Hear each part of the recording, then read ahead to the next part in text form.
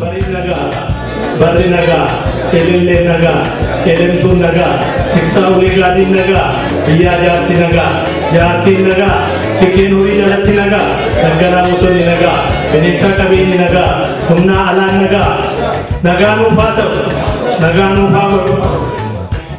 Irrego takenya wakayo hatu kunsu, irrego takenya mirgan hagash. Kota Kenya desa cacabe wakayo bilisumana haija. Iga sani dangare bilisumana hadara. Jifannora wakayo nagani sana hagash. Hayi. Wala jaman kisutana rabbinu lagam. Aura mata ibu rabbi sa kalomsi. Adamsi. Wakayo abban, wakayo ilmi, wakayo pura kulun.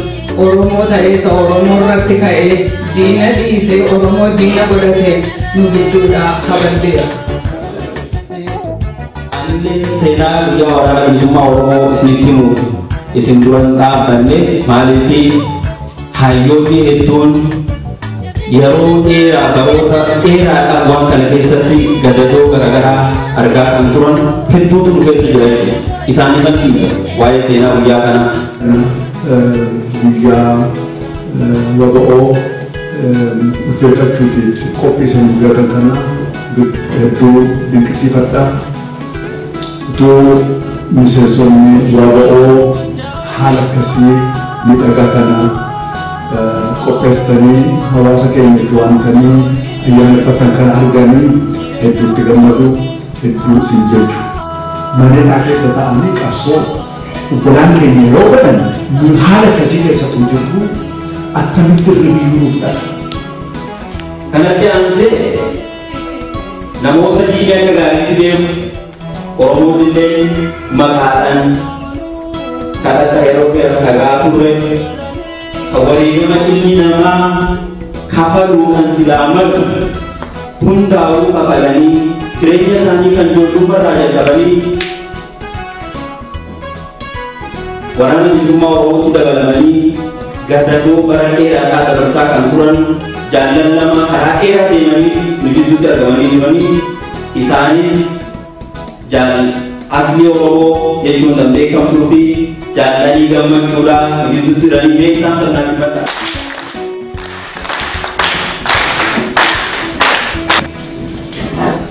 Hedduu keessatti hirmaattee bulchituu taatee hedduun keenya gaafa bara 1992 naannoo bahaa namoonni turtanii yaadattu. Waraana asliitu naannoo kana yoo jira jaan wayyaa hin qarqara saliin baatu jira.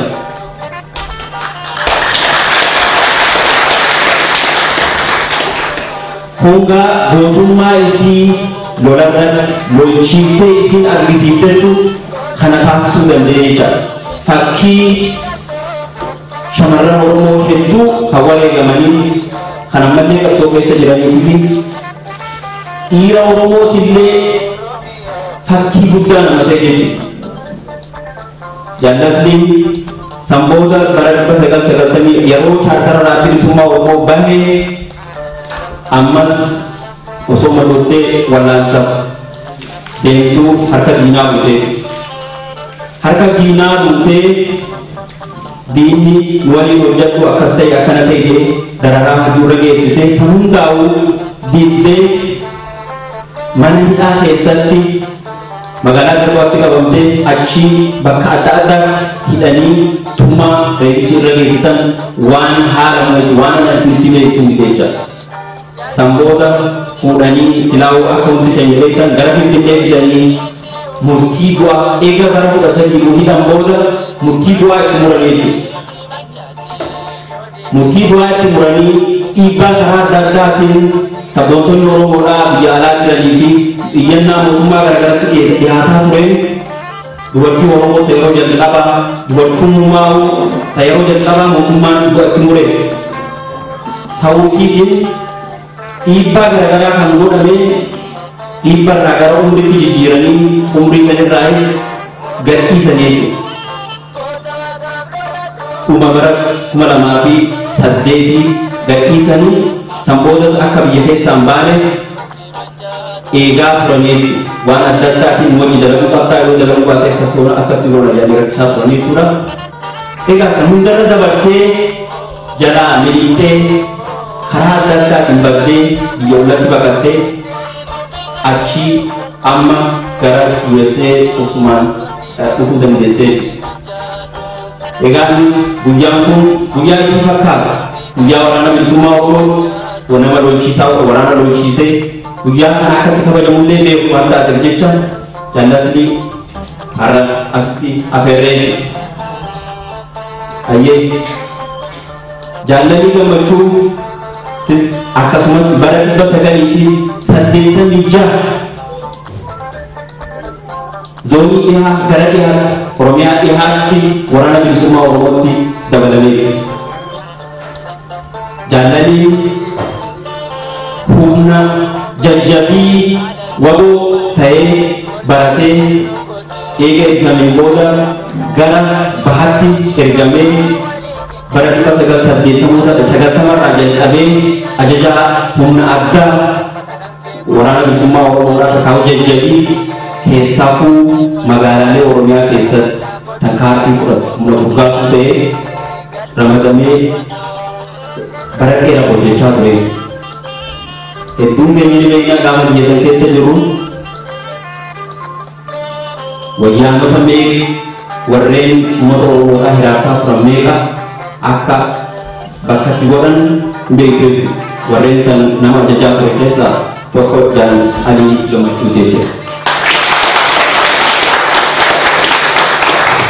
Jaal Alii Gammachuu bara 1993 innis bijirra bobbaarratti mataa'ee harka diinaa wayya.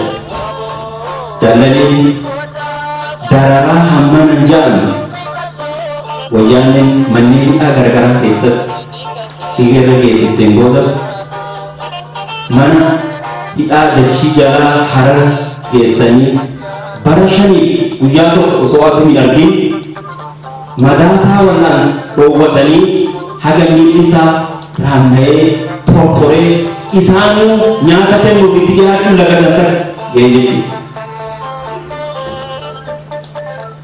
Egaa waan biyya malee ta'u balaasan keessa hunda qaxxaamuree karaa reekoosi karaa adda addaatiin namni akka achi keessatti dararamaa jiru Harar dachii jalatti bakka itti dhagahamee jennaan achii jalaan dhiisanii ammas gaarmulla kaageessanii bakka namni naannoo san beekan dijiyyaa kun moomaa waan qorii tokko jira bamanni achii qabu jechuun kan namni nagara achi keessanii achitti hidhamee dhumata. Jaal Aliin egaa achittis tumaa fi dararaa garaagaraa irraan geessan booda achii fuudhanii dhiibbaa karaa adda addaatiin irratti godhamaa ture ammas gara Finfinnee ol fidanii jechuudha. Waggaa torba booda aduu ijaan argee jira. Egaa akkuma Oromoota biraattis yakka tokko malee akkanumatti walitti qabanii ragaa dharaa itti fidaniituma waggaa torba mana hidhaa eega tureen booda akkanumatti balbala raabanii ni baatan jedhanii waradee keessa. Egaa jaallan kun jireenya isaanii irra hedduu gadadoo balaa akkanaa kan keessatti dabarsanii har'allee immoo yoo nu taate nuti nama asii ta'e bosona Oromiyaatti deebi'uu warra jiru jechuudha.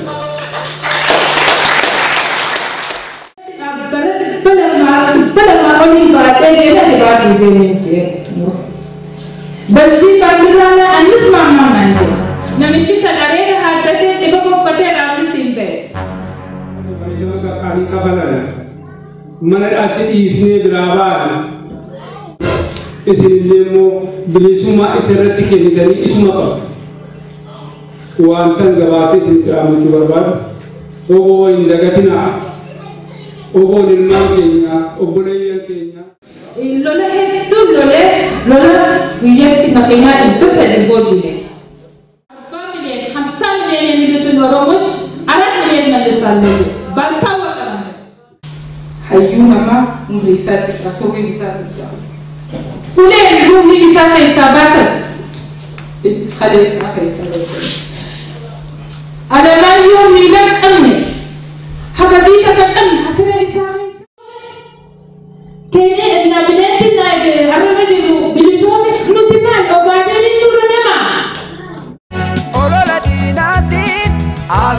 muratina olola gantuutiin haati kutatina jabaadha Oromoo waboo kenna wajjin dhimoona jabaadha Oromoo waboo kenna wajjin dhimoona